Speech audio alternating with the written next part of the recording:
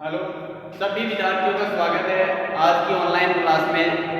हम आज स्टार्ट करने जा रहे हैं बीए और बीएससी सेकेंड ईयर का पेपर सेकेंड है मानव भूगोल और यूनिट है सेकेंड।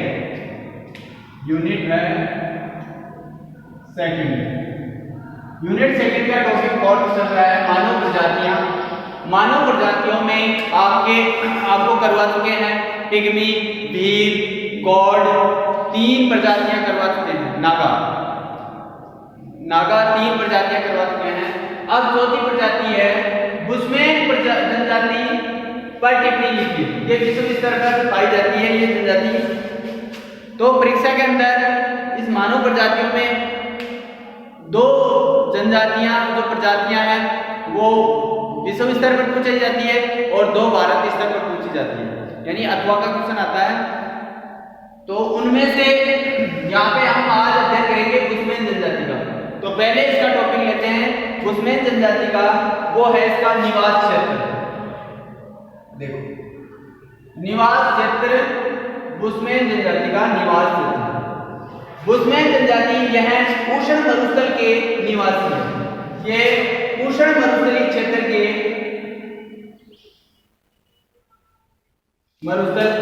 निवासी है। अब उष्ण मरुस्थलीय क्षेत्र दक्षिणी अफ्रीका के कालाहारी मरुस्थल, दक्षिणी अफ्रीका के कालाहारी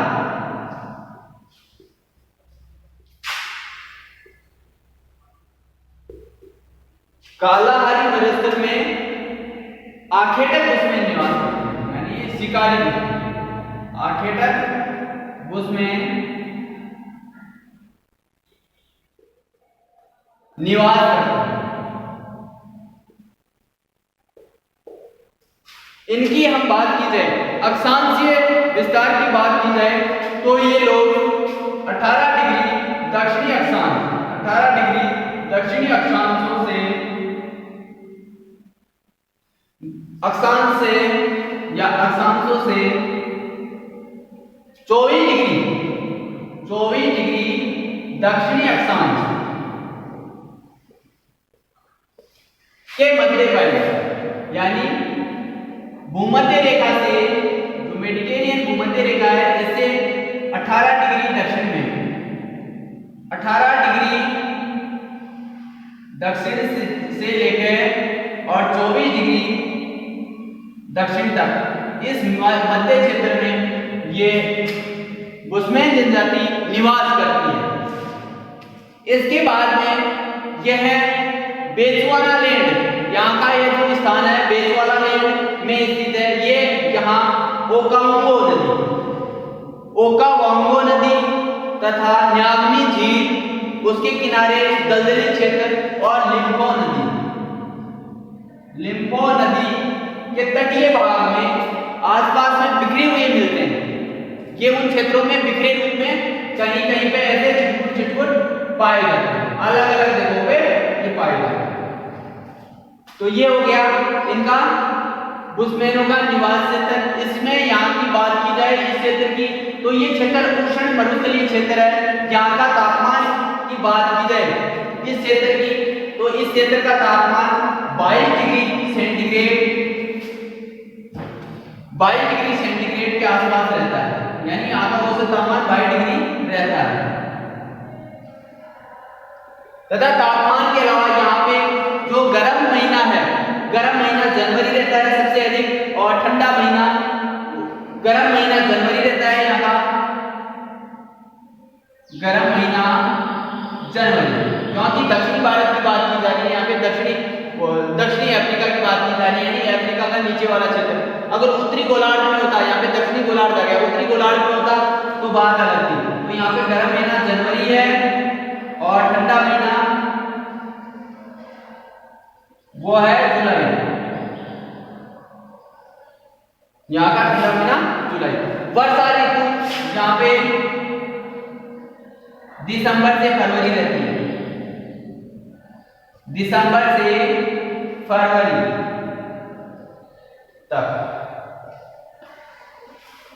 अब यहाँ पे प्राकृतिक वनस्पति की बात की जाए तो यहाँ पे विभिन्न वनस्पतियां है, झाड़ी है, बबूल है, किंकर है, फलदार पौधे हैं तथा अनेक प्रकार के। अब यहाँ पे क्या होता है कि उष्ण मरुस्थलीय क्षेत्र में ये निवास करती है, या तो यहाँ पे पीने योग्य जो पानी होता है उसका अभाव रहता है, जो पीने योग्य जल है उसका अभाव रहता है। इसके कारण वर्षा काल में यहाँ पे जो झीलों में जल बढ़ जाता है उसी का काम में लेते हैं तथा वर्षा काल है, वर्षा ऋतु उसके जाने के बाद में यहाँ पे झीलों का पानी सूख जाता है तो केवल पपड़ियां रहती है। अब यहाँ पे अगर उष्ण आर्द्र बरसात के टाइम पे उष्ण आर्द्र मौसम हो जाता है तो यहाँ पे क्या होता है, मलेरिया वगैरह का प्रकोप, मलेरिया का प्रकोप अधिक रहता है। सबसे अधिक मलेरिया का प्रकोप यहाँ पे हो जाता है क्योंकि यहाँ पे मच्छर अधिक हो जाते हैं वर्षा ऋतु आने पर तथा आंतरज्वर, पेचिश, निमोनिया, इन्फ्लुएंजा आदि रोग हो जाते हैं। यहाँ पे धीरे धीरे रोग बढ़ जाते हैं करने के लिए। अब यहाँ पे ये तो हो गया निवास क्षेत्र। निवास क्षेत्र की बात की जाए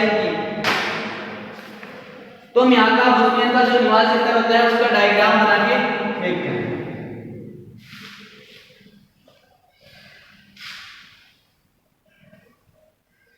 आप साथ साथ में इनको उतारते रहो या अपने शॉर्ट नोट्स बनाते रहो। अब यहाँ पे बात की जाए तो ये क्षेत्र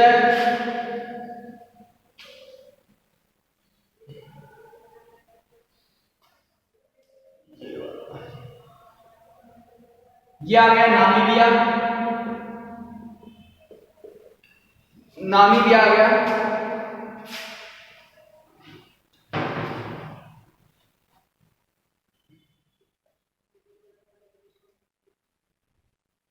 ये आ गया अंगोला, ये नामीबिया आ गया क्षेत्र। यहाँ पे गांगी झील आ गई,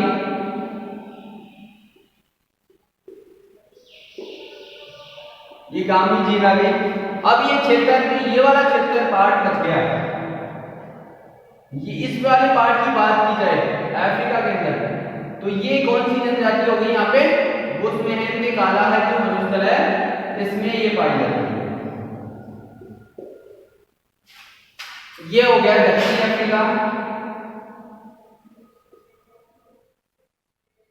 दक्षिणी अफ्रीका, और ये हो गया ग्रेट कारू। इसके बाद में ये बिल्कुल यहां से ये यहां पे हो गया जिम्बाब्वे, ये क्षेत्र हो गया जिम्बाब्वे।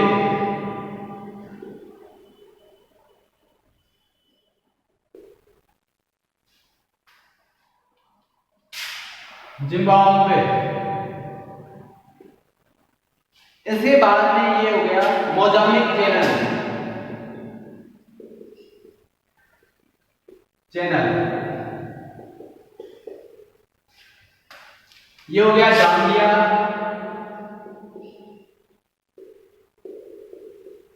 अब यहाँ पे इसकी बात की जाए कि हम यहाँ पे क्या करेंगे, एक इंडेक्स बनाएंगे। तो इंडेक्स इधर देख लो, यूं बना के और इसको यूं करके और यूं कर देंगे और इसको करेंगे यहाँ पे बुशमैन जनजाति या बुशमैन प्रजाति। तो आप ये डायग्राम बना लो, आपके पास 2-3 सेकंड का समय है, फिर मैं मिटा रहा हूं।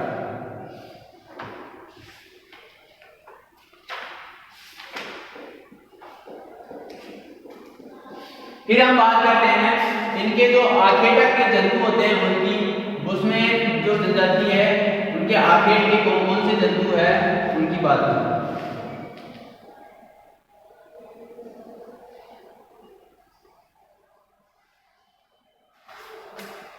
तो आगे आता है आखेट के जंतु।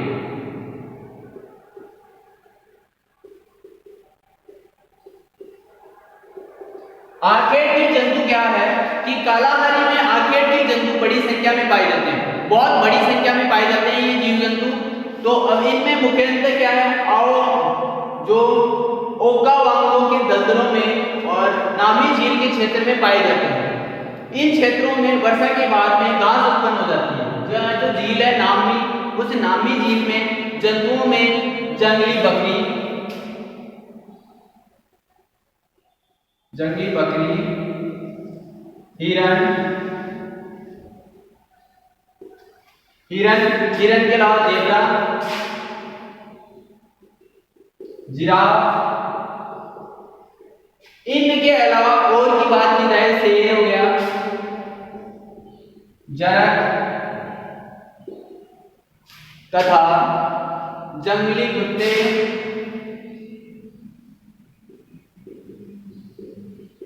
भेड़िए आदि जीव जंतु आ जाते हैं। यानी इसमें विभिन्न प्रकार की पक्षियां आ जाती है, जैसे बतख आ गई पक्षियों में, जलमुर्गी आ गई, अलबील आ गई, गोरैया आ गई, उकाब चील आ गया पक्षियों में। जिस प्रकार देखिए बतख हो गई,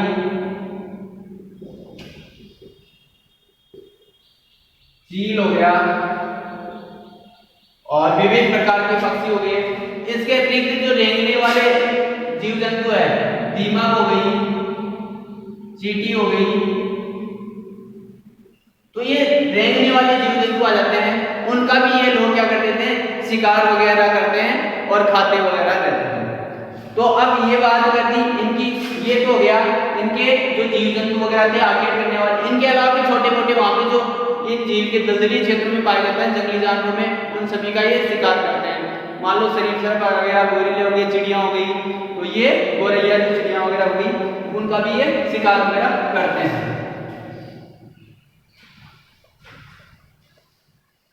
अब यहाँ पे बात करते हैं जो आखेट के जंतु हो गए। आखेट के जंतु के बाद में हम बात करते हैं ये भोजन की। जो बुश्मेन जनजाति है ये कौन कौन सी भोजन करते हैं या भोजन के रूप में क्या क्या खाते हैं। इन लोगों का भोजन आखेट के जंतुओं और पक्षियों से, मछलियों से तथा जंगली वनस्पति कंदमूल। तो ये क्या है, ये आखेट किए हुए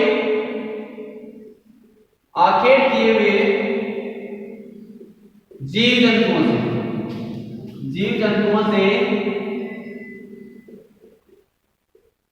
से भोजन प्राप्त करते हैं।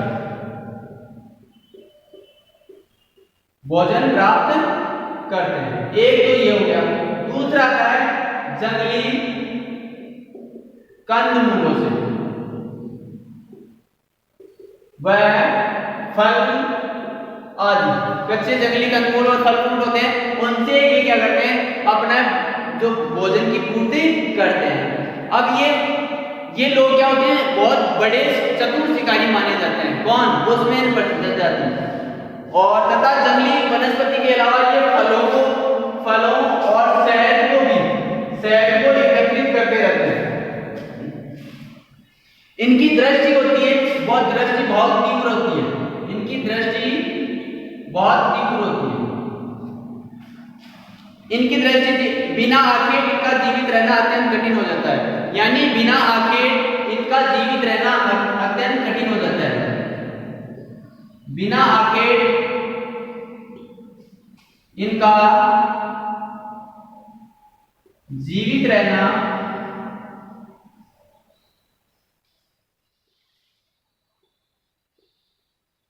बहुत कठिन हो जाता है।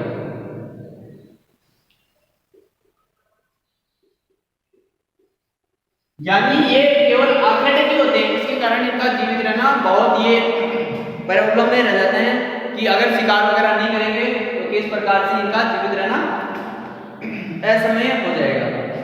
शिकार के पशुओं को पहले घायल कर देते हैं और बाद में उनका पीछा करके घेर कर शिकार करते हैं।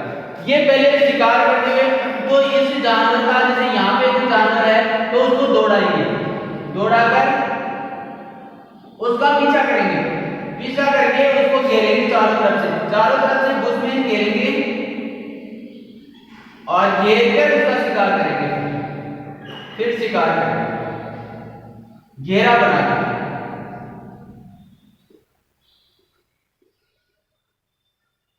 तो चारों तरफ से घेरा बनाएंगे और फिर शिकार करेंगे। कौन, बुश्मेन जनजाति शिकार करेंगे तब। ठीक है, अब ये हो गया। अब यहाँ पे क्या होता है कि इन लोगों को मरुस्थल में वनस्पति से कम भोजन प्राप्त होता है, इसलिए ये लोग किस पे रहते हैं, जंतुओं पर निर्भर रहते हैं। भाई अगर वनस्पति से कम भोजन प्राप्त होगा तो ये किस पर निर्भर रहेंगे, ये जीव जंतुओं पर निर्भर रहते हैं। स्त्रियां प्राय जंगल से कंदमूल, जंगली तरबूज होता है एक, उसका नाम है व्यासा,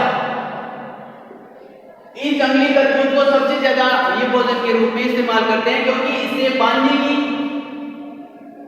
प्लस भोजन की दोनों की व्यवस्था पूर्ण हो जाती है। तो ये स्त्रियां क्या करती है, जंगली तरबूज व मेंढक, कछुए, गिरगिट और छिपकली आदि का संग्रह करके लाती है। जो छोटे मोटे जीव होते हैं उनको आसानी से पकड़ सकते हैं जो चलते हुए, उनका कौन, स्त्रियां, दुश्मन की जो स्त्रियां रहती है वो इनका शिकार करके लाती है। पुरुष लोग शिकार मार कर लेते हैं। ये शिकार पर किसी संबंधी तथा कुत्ते को भी साथ लेकर जाते हैं। ये शिकार के टाइम पर किसी या तो संबंधी को अपने साथ में ले जाएंगे या ये कुत्ते को अपने साथ में ले जाते हैं। तो शिकार के साथी को, किसी न किसी साथी को लेके जाएंगे। ये लोग छिपकर शिकार करते हैं। ये लोग जंतुओं की आवाज की नकल करने में बड़े दक्ष होते हैं। यानी ये लोग जंतुओं की आवाज नकल करने में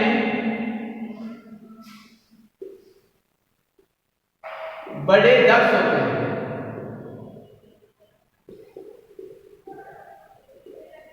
यानी ये लोग जंतुओं की आवाज आती है उसकी नकल करने में दक्ष होते हैं। यानी किसी भी मुंह पे अलग अलग आकृतियां बना के और हाथों के बल से और सीटी के माध्यम से ये अलग अलग जंतुओं की अलग अलग प्रकार से आवाज निकालते हैं। अगर सिमलिंग, अगर ये आपस में मिलकर अगर कोई शिकार करते हैं तो क्या करते हैं, उसके बाद में उस जो मांस या जो शिकार किया हुआ है उसको आपस में बांट लेते हैं ये लोग। अब इसमें क्या होता है, ये लोग सर्वभक्षी होते हैं। ये सर्वभक्षी होते हैं। यानी ये लोग मांस भी खा लेते हैं, कंदमूल भी खा लेते हैं, यानी सर्व पेड़ पौधों के जो फल फ्रूट वगैरह प्राप्त होते हैं वो भी खा लेते हैं। जब इनको बहुत सा शिकार मिल जाता है तो खूब दावतें बनाते हैं। बहुत सारी अगर इनको शिकार मिल गया तो दावत बनाते हैं बहुत अच्छे से। और कई बार क्या होता है, इनको जब शुष्क ऋतु आ जाती है, शुष्क ऋतु आ जाती है तो इनकी एक प्रॉब्लम रह जाती है, क्योंकि मांस है, मांस ज्यादा दिनों तक रह नहीं सकता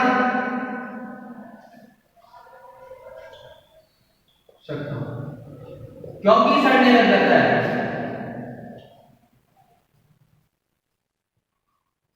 सड़ने लग जाता है और इस सड़ने लग जाने के कारण ये क्या कर देते हैं, या तो इसको खा जाते हैं या दावत वगैरह में बांट देते हैं पहले तो। फिर क्या आती है, जब शुष्क ऋतु आती है तो ये क्या कर देते हैं, ये जो सूखी खाल वगैरह अपने जो इनकी जो झोपड़ी वगैरह मकान होते हैं उनमें जो सूखी जो खाल वगैरह लटके थे उसको भी ये खाते रहते हैं, चबाते रहते हैं। तो ये क्या करते हैं, इनका शरीर भी क्या हो जाता है, जब शुष्क ऋतु आती है तो शरीर भी सिकुड़ जाता है और बिल्कुल पतले हो जाते हैं ये। अब ये क्या कर देते हैं कि वहां पे शुष्क ऋतु आ जाती है तो इनको शिकार क्यों नहीं मिलता है, ये भी कारण रहता है। क्योंकि जब अगर शुष्क ऋतु आ जाएगी तो वहां पे जो पाए जाने वाले जीव जंतु होते हैं वो दूसरी चारागाहों में विस्थापित होते हैं। यानी वहां से ये जंतु क्या कर जाते हैं, प्रवास कर जाते हैं, जीव जंतु प्रवास कर जाते हैं यहाँ से, क्योंकि वर्षा न होने के कारण, वर्षा न होने के कारण नहीं होने से ये प्रवास कर जाते हैं दूसरे चारागाहों में।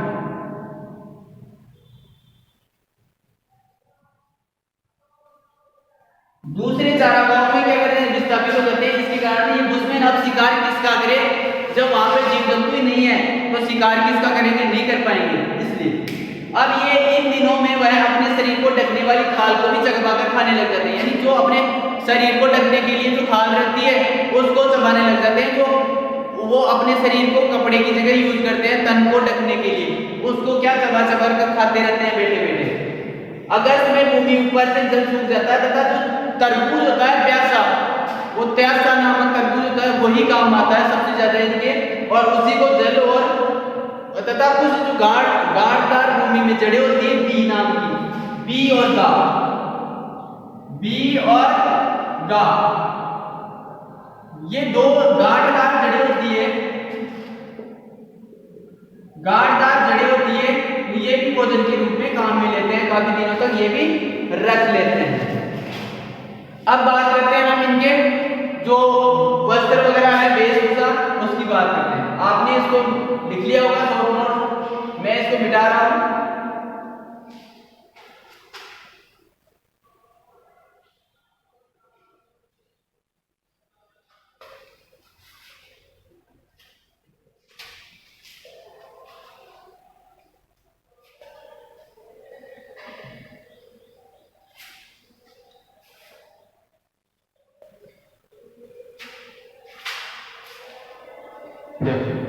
वस्त्र,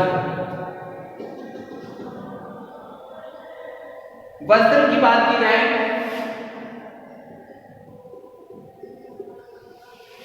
तो बुशमैनों के शरीर पर बहुत कम वस्त्र होते हैं। बुशमैनों के शरीर पर ना बहुत कम वस्त्र रहते हैं, बस ये खाल के बने हुए वस्त्रों का यूज करते हैं। तो ये क्या करते हैं, क्योंकि वहां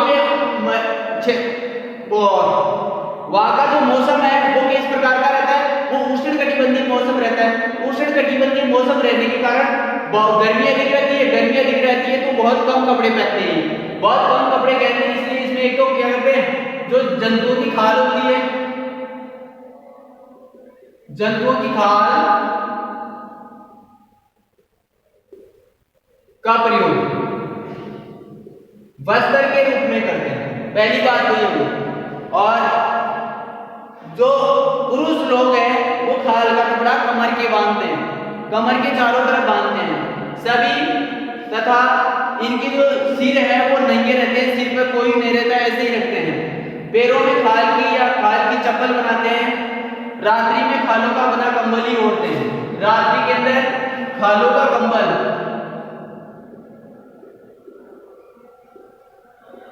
कंबल को ओढ़ते हैं।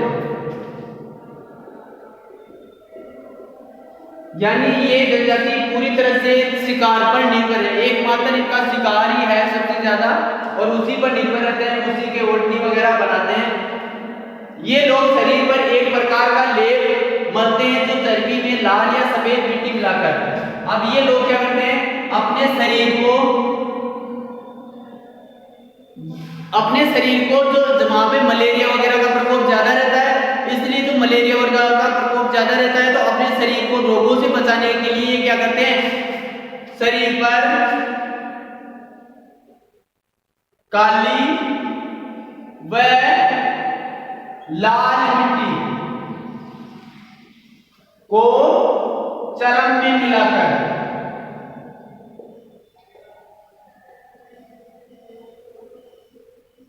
लेप करते हैं।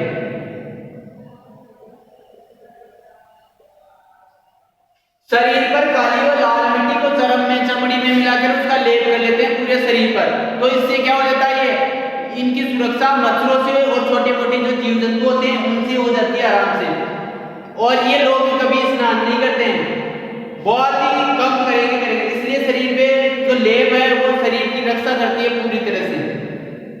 विभिन्न प्रकार के बीजों की डोरियां बनाकर स्त्रियां क्या करती है, आभूषण, गले वगैरह में आभूषण पहनती है। विभिन्न प्रकार के बीज होते हैं,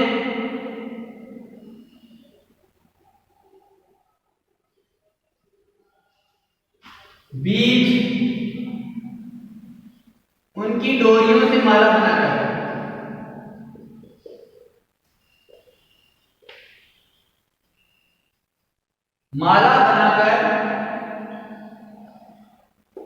आभूषण गले में,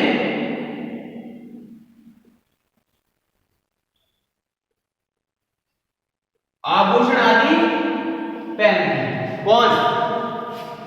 स्त्रियां, इनकी जो स्त्रियां हैं वो। तथा शतरमुर्ग का अंडा होता है, उसके छिलकों के टुकड़ों से भी आभूषण बना के और फिर पहनते हैं। तो ये हो गया इनका जो वस्त्र, ये आप वेशभूषा जो पहनते हैं वो होगी। अब देखो इनकी जो आज से इस तरह यानी इनका जो भवन है वो देखो,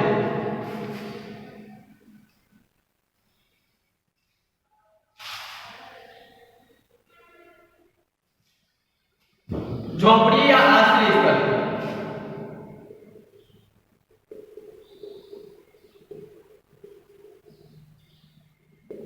आश्रय स्थल, झोपड़ी या आश्रय स्थल की बात की जाए तो इनका लोग जो शिकार, भोजन और पानी को खोज में ये जगह जगह ढूंढना पड़ता है। ये भी एक जगह पिग्मी लोगों की तरह एक जगह स्थिर नहीं रहते और एक जगह से दूसरी जगह पे घूमना पड़ता है। तो ये लोग क्या करेंगे, स्थायी मकान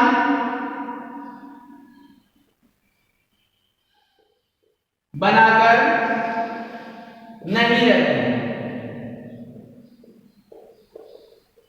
पहली बात तो ये होगी, क्योंकि इनको भोजन के लिए इधर उधर जाना पड़ता है, बिल्कुल एक जगह स्थिर नहीं रहते हैं। और मौसम की कठोरताओं से बचने के लोग सबसे ज्यादा क्या होते हैं, गुफाओं में रहते हैं, गुफानुमा। मौसम की मार से बचने के लिए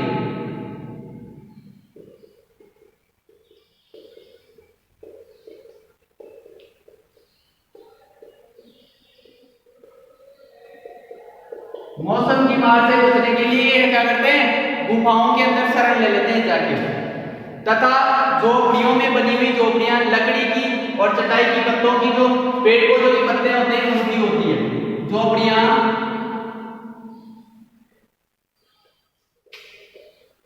पेड़ पौधों की बनी होती है।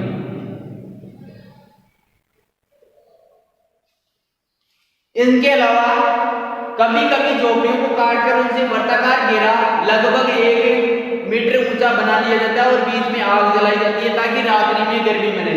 अब ये क्या करते हैं, कई बार झोपड़ी को एक वर्ताकार बना देते हैं और यहाँ पे क्या किया, आग जला लेते हैं, ऐसे लकड़ियां डाल दी और ये 1 मीटर ऊंचा आयताकार इस झोपड़ी को आधा काट दिया जाता है ऊपर से।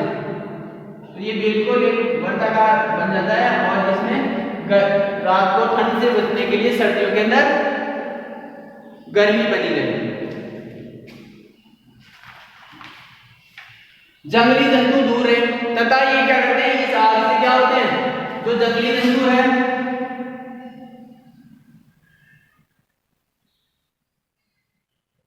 से रक्षा हो जाती है।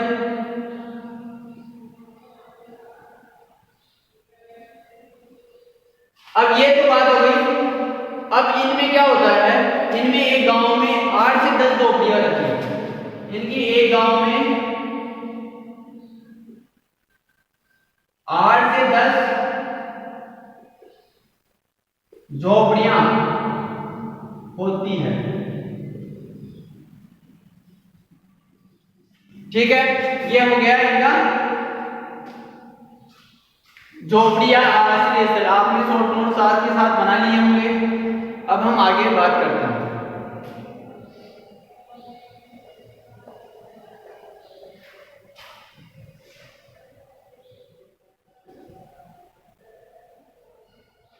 अब बात करते हैं इनके शस्त्र और औजार। इनके शस्त्र व औजार। शस्त्र और औजार की बात की जाए तो इनमें क्या है, इनमें तीर कमान, लाठियां, चाकू, बर्छियां और भूमि खोदने की लकड़ियां होती हैं। इनमें तीर कमान के अलावा लाठियां, चाकू तथा बर्छियां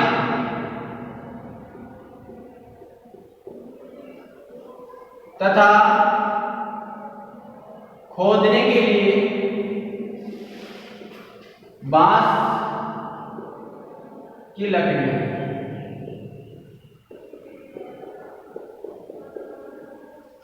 होती है।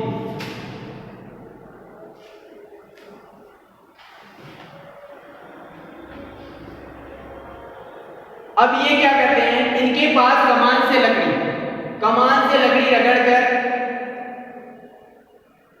अग्नि उत्पन्न की जाती है। तो ये पहले जो आदिवासी जीव वो लोग थे वो पत्थर से जिस प्रकार करते थे, तो ये कमान के द्वारा लकड़ी को आपस में रगड़ के और फिर बिजली उत्पन्न करते थे। तो ये भी इनमें पाया जाता है। अग्निकाष्ठ जिसको बोलते हैं फायर स्टिक, अग्निकाष्ठ इनके पास लकड़ी थी और धनुष 1 मीटर के होते थे। जो धनुष है वो 1 मीटर लंबे होते थे।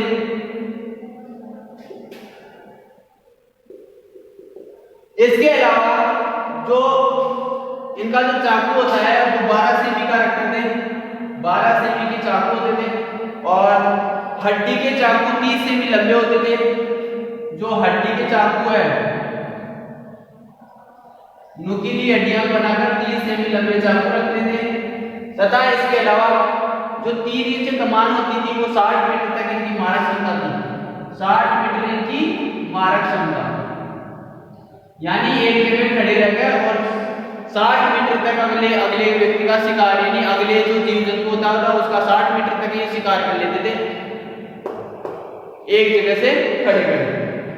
ये जल को रखने के लिए क्या करते थे, शुतुरमुर्ग के जो अंडा था उसके अंडों को आधा काट के और उसके अंडे का चारों तरफ से खोल बना लेता है, उस खोल का उपयोग किसमें करते थे, जिस प्रकार से यूं काट लेते थे इसको, तो यहां से इसको खोल और पानी के लिए, जल के लिए टोकरी बना लेते थे। किसका रहता था, शुतुरमुर्ग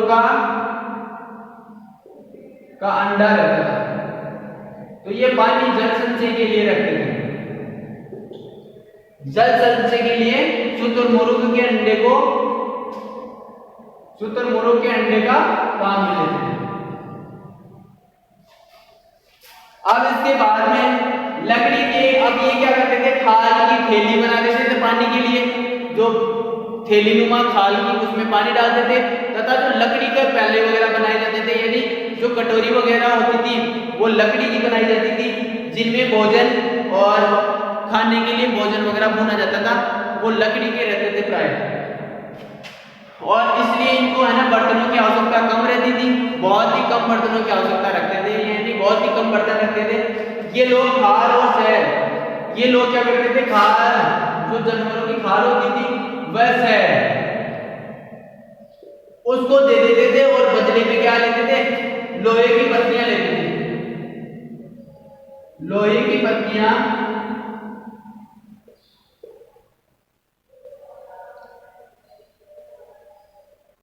बदले में लेते थे।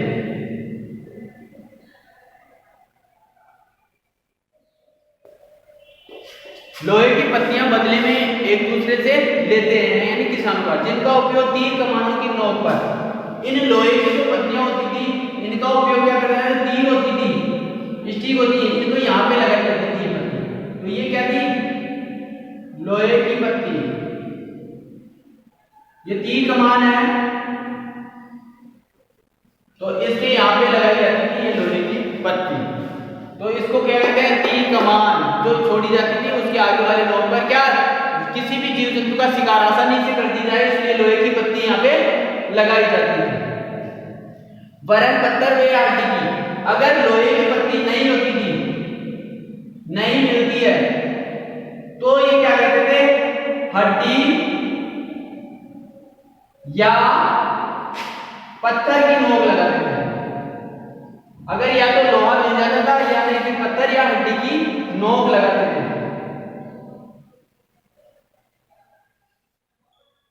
तो ये हो गए इनके शस्त्र और औजार हो गए। अब ये बात करते हैं इनकी सामाजिक व्यवस्था की। इनकी सामाजिक व्यवस्था किस प्रकार की होती है, देखो।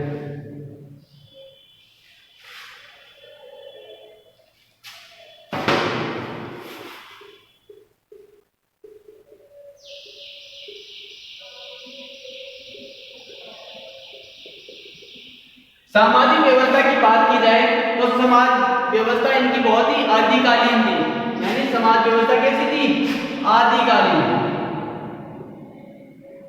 बहुत ही पुराने टाइम में। तो पहले क्या हो गई इनकी आदिकालीन, यानी एक वर्ग में प्राय 20 व्यक्तियों से कम, एक वर्ग में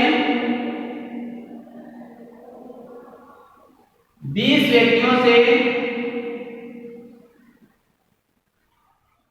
कम लोग रहते हैं,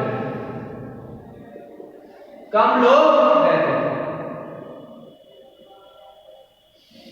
अब इसके बाद में प्रत्येक परिवार अपना अलग अलग डेरा लगाते थे।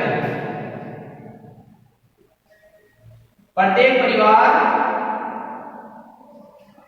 अपना अलग अलग डेरा लगाते थे, यानी एक परिवार यहाँ पे रह गया, फिर दूसरा परिवार दूसरी जगह, तीसरा परिवार तीसरी जगह, यानी अलग अलग जगह पे डेरे लगा देते थे। तो ये हो गया पहला चीज, एक हो गया ये परिवार यहाँ पे, एक परिवार यहाँ पे, तो अलग। ये लोग भूत प्रेतों में विश्वास करते थे, यानी पिग्मी जनजाति की तरह ये लोग भी क्या करते थे, भूत प्रेतों में विश्वास करते थे। आर्केड में सफलता प्राप्त करने के लिए कुछ लोग जादू टोने का सहारा भी लेते थे। अगर इनका जो शिकार है उसमें अगर दक्षता हासिल करनी होती है, शिकार में दक्षता हासिल करनी रहती है, तो ये क्या करते हैं, जादू टोने का सहारा लेते हैं, जादू टोना करते हैं ये। और जादू टोना कैसे करते हैं, जैसे जिस जंतु का आकेट करना चाहते हैं उस जाति के किसी भी जीव जंतु का क्या करेंगे, राख को मुंह पर, शरीर पर आदि गांव पर लगाकर आकेट करने जाते थे। यानी अपने शरीर पर उसकी जो राख होती थी उस जीव, उस जाति के प्रजाति के, तो उसके गांव पर और अपने शरीर पर लगा के उसकी राख को फिर जाते थे तरोताजा होकर, कि अब क्या करना है, कठिन परिश्रम में उत्साही होकर जाते थे कि अब तो उसका शिकार करके ही लाना है और अपने लक्ष्य में कामयाब होकर उस शिकार को करके ही लौटते थे वापस। और इनकी दृष्टि इस्तेमाल होती है। पर वर्तमान में क्या होता है, वर्तमान में इनके जो ये बुश्मेन जनजाति है इनकी संख्या, इनके लोगों की संख्या घटती जा रही है। अब वो बोले जलवायु परिवर्तन के कारण हो या जलवायु परिवर्तन न हो, तो या अन्य कारण कोई सा भी हो सकता है, उसके कारण उनकी संख्या दिन प्रतिदिन घटती जा रही है। अतः सभ्य समाज का कर्तव्य है कि इन लोगों की रक्षा की जानी चाहिए। यानी सभ्य समाज का यही कर्तव्य है कि इन लोगों की समय पर इनकी रक्षा करनी चाहिए और इन जो बुश्मेन जनजाति है उसकी पूरी तरह से इनको बदल जाएगा। अब आधुनिक जो समाज है, आधुनिक समाज में क्या होता है, जो अत्याधुनिक टेक्नोलॉजी चल गई है, उस टेक्नोलॉजी में क्या होते हैं, बुश्मेन पिछड़ गए हैं। वो क्या हुआ, अफ्रीका जो नीचे का दक्षिणी अफ्रीका वाला क्षेत्र है वो बिल्कुल जो नई जो जापान वगैरह जो टेक्नोलॉजी है वो उत्तरी क्षेत्रों तक सीमित रह गई है, और जो बिल्कुल नीचे वाला पार्ट है दक्षिणी अफ्रीका का वहां तक नहीं पहुंच पाई है। इसके कारण बुश्मेन जो जनजाति है वो अभी तक भी क्या रह गई है, कालाहारी मरुस्थल के आसपास में, वो वहां पे आदिकालीन समाज में ही रह गई है। ये जो वर्तमान समाज है इसके बाद इसके साथ में ना तो ये समायोजन बैठा पाई है और ना ही इसको वहां की जो गवर्नमेंट है उसने उत्थान के लिए इनके लिए कोई स्पेशल से कोई कार्य नहीं किया है। या करके भी होंगे तो ये जंगलों में डरे हुए छिपे हुए बैठे रहते हैं, तो ये किसी प्रकार से एक दूसरे के संपर्क में बहुत ही कम रहते हैं, यानी नई जनरेशन के, और इनको अत्याधिक जो टेक्नोलॉजी है उसकी भी जानकारी नहीं है, बहुत ही कम है। तो हम ये हो गई आपके बुश्मेन जो प्रजाति है उस पर टिप्पणी है। तो पहले इसका जो प्रश्न लिखो तो आपको डायग्राम जरूर बनाना है और जितने भी पॉइंट है उन पॉइंटों को पहले लिखना है आपको, फिर ये एक एक का वर्णन स्टेप बाय स्टेप वर्णन करना है, तो ही आपके परीक्षा में बहुत अच्छे मार्क्स आएंगे। और ये हताशा होने की बात नहीं है, वो कहते हैं कि एक एक लिमिट बाय लिमिट आप अध्ययन करते रहो और एक एक क्वेश्चन को सोल्व करते रहो। ये टॉपिक के अनुसार है, जिस टॉपिक में से राजस्थान परीक्षा के अंदर राजस्थान यूनिवर्सिटी में या किसी भी अन्य यूनिवर्सिटी में आरएस जो डिस्क्रिप्टिव टाइप एग्जाम होते हैं उनमें इसी प्रकार से प्रश्न पूछा जाता है, तो आप अध्ययन करते रहे बेझिझक। ठीक है, हम आज आपसे इजाजत लेते हैं। यहाँ पे अगले नेक्स्ट टॉपिक में हम आपसे मिलते हैं।